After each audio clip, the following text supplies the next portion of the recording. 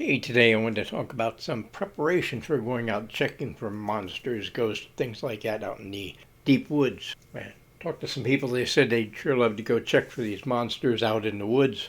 And they were thinking about maybe they take a vacation and spend a couple of weeks out there. I asked them, how much camping have you done? And they had never done any camping. They were just going to go out there and get a spot, put up some tents, and see what they could see. Well, before you're going out in the woods, the deep woods where these monsters are, you might consider learning a few things so you will survive the journey that you're going to take. And surviving in the woods and mountains and other places, it can be a little bit tough. If you don't have a great set of outdoor skills, you could be in deep trouble. Now, if you're going to undertake a journey to check for some monsters or whatever, just photograph some scenery, you need to do some preparation. You have to learn about the area. Some things you're going to need to know. You're going to have to learn things about navigating, because if you get lost out there, your basic skills to navigate around are going to be a big part of your survival. There's right ways, and there's wrong ways. So if you care about yourself and the people that you're going out there with, learn some things about navigating. Also, in these areas, there can be definite dangerous plants. You're going to have to check what plants are common in the area. A plant can cause you anything from itch to diarrhea. I mean, you brush against certain plants, it can be a problem. If you think it looks like something you can eat and you eat it, you could have a real problem. And there are some very, very dangerous things out there. If you were in Vietnam, there were things that really surprised you. They had some vines, rather low-hanging vines. They looked kind of innocent. But when you touch these vines would constrict, they grab you. And it'll grab you by the arms or by the neck or whatever it managed to bump into you, and this thing would just wrap you up. The common name that people called them was wait a minute vines, but there was a lot more than that over there. So there's strange, dangerous, beautiful, and beneficial things in forest or jungle. You should have half an idea of what you're looking at. You've got phones. Look up some survival things on the places that you're going. Find out what plants, what animals are there. When you need it, you can look up this information. But don't think that you won't find some very strange, nasty things. Next, the big one, finding and purifying your water. You have to learn how to find water, collect it. Some water is going to be so small it's going to have to be strained. The devices that are using solar out there, that'll help you clean up your water. You really need to learn about purifying it. You can go without food for a few days without a problem, but water is about 2 days. 2 days you need a source of clean water. And there are numerous chemicals out there that you can take along with you to help purify water, but you need to look at it, read, find out what's out there, and get a hold of it. If you think you need one bottle, take two. Plan ahead, plan for the basically what you might call an oh shit, because they can happen quicker than you can believe. Remember, without a source of clean water, you've got about 2 days. That's it. And you should also learn about building a fire. Building a fire with and without matches. You're going to build a fire without your matches. You need a soft rock and sticks to rub together. You create a fire from a magnifying glass also. Fire is an important tool for survival. If you find yourself in a rather soggy area or an area without too much dried areas, look for a tree that may have been damaged. That tree's got some sap coming out. Look for big lumps of sap. Lumps of sap will burn in any condition. It's great for fire starting. And there's a method to the madness of building a fire. Look at the structure of building a fire. Get a little practice if you can before you go. I would say it's definitely a good idea, because this can make a difference between a sort of comfortable survival trip and a very, very uncomfortable, dangerous survival trip. Also need to be able to build a shelter. Maybe you're going to start out with a tent.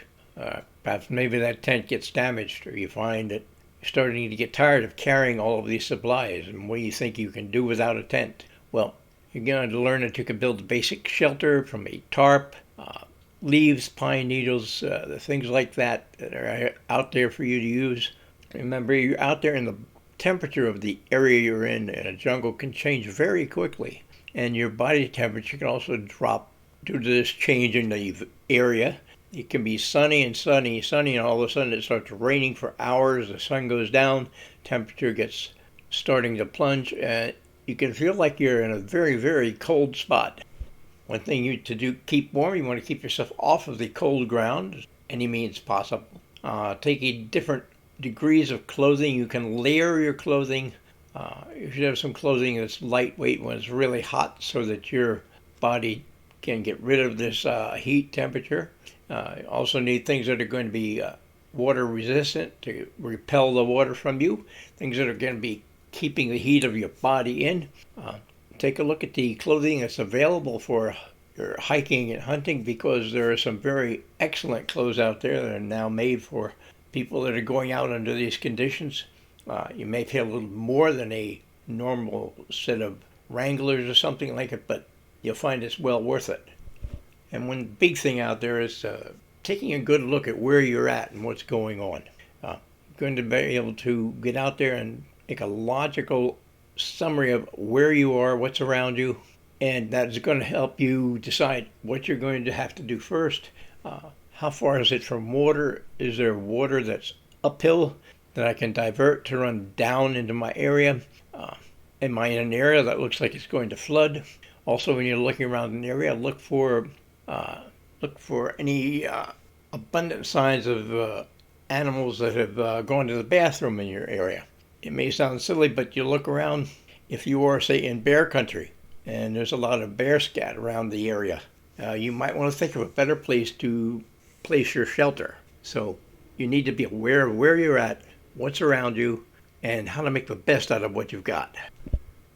One thing I definitely would recommend is, if you're going out there, a personal locator beacon. Not all of these are earth-shakingly expensive.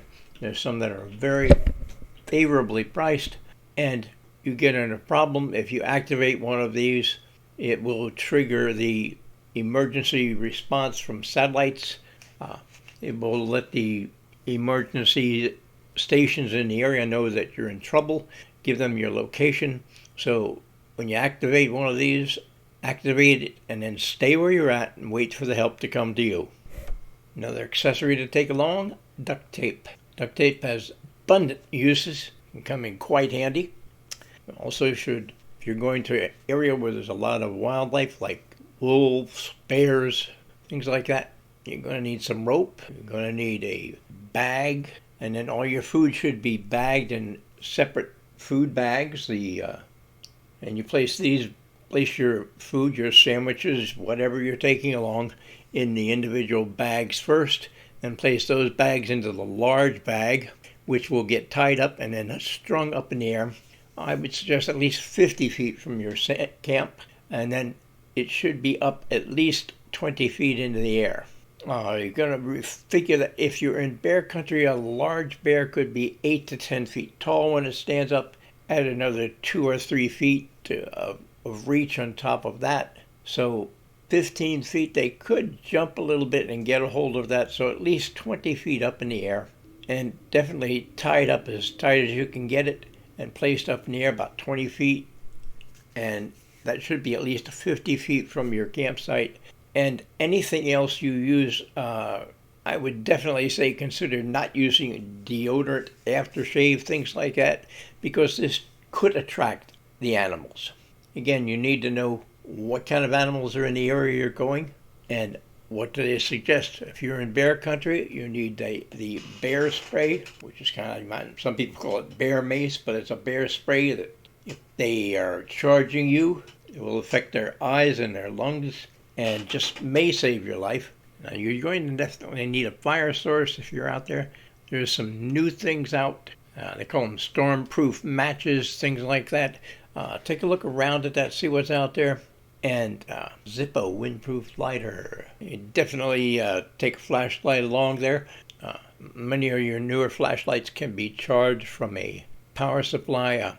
One of the nice things they have now is they have little solar cells. They're approximately 6 inches long, 3 inches wide, and you can attach one of these little solar cells to your pack so that while you're out all day, this little solar cell is charging up, and then you can charge your your phones, your flashlights, etc., from the solar unit, and that's a big plus.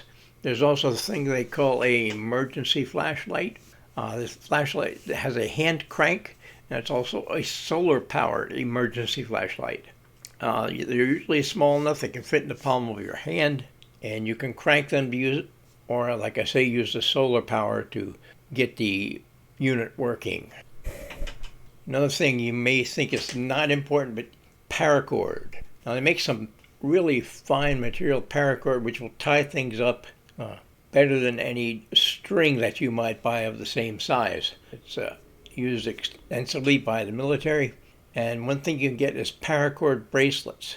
It's usually a wide weaved bracelet, and if you don't need it, okay, you just wear the bracelet. But should you need this string to tie something up or hoist something, you can unravel your bracelet and use this paracord. You also should have a compass, so you can help find your way, find which way you're going. There's compasses in various sizes. Some are small enough to clip on your pack. They don't take up hardly any room. Some are units that are in your pocket. Some have some of the compasses have a sighting mechanism that you can utilize to spot your target, help you in charting your bearings. So definitely don't rely on just one compass. Have a backup. Think ahead. Don't think just one will last forever. Things get dropped, they get stepped on, they get lost. And there's some fantastic lightweight little blankets. They're emergency blankets. They're small to actually fit in a shirt pocket. They look like they're aluminum foil. They're Mylar emergency blankets, and they're lightweight, but they're very, very functional. They will keep you warm at night, and if they get wet, you just wipe them off. There's no waiting for them to dry because they're basically like an aluminum foil blanket, but they're well worth it. Also, you're going out there to build fires and set up camps.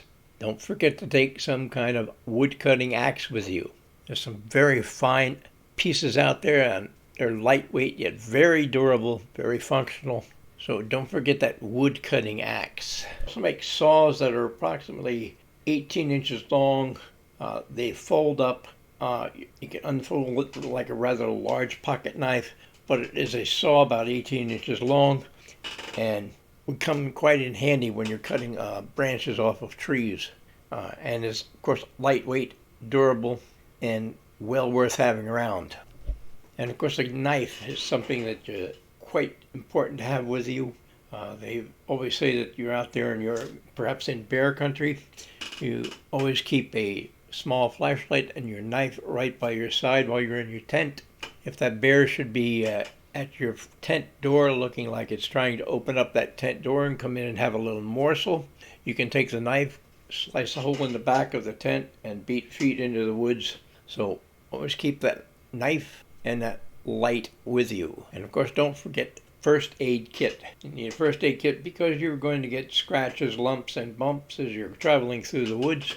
And you can keep this from turning into a very terrible thing by having the material that you can clean out your little lumps and bumps and protect them from getting worse. So a good first aid kit is quite important. You're going to need different bandages, gauze, healing gel should you burn yourself or something like that. So don't underestimate your first aid kit because it's quite important and may very well save your life. And your clothing, as we were talking about, it's important to have clothing that are going to be good for the areas that you're going into. They have things they call cargo pants, and they're made to take the punishment in an extreme situation. And they're going to help keep you warm and dry. Yeah, especially if you get wet, you need something that will dry out quick.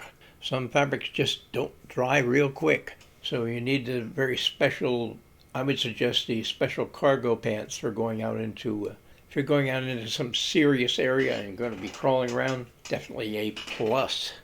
Okay, we're going to hold it up right there. That's a little bit about getting ready to do your camping and taking a safe journey into the forest. Thanks very much for listening. Please like, subscribe, share with like-minded friends, and feel free to leave a comment. Take care, everybody.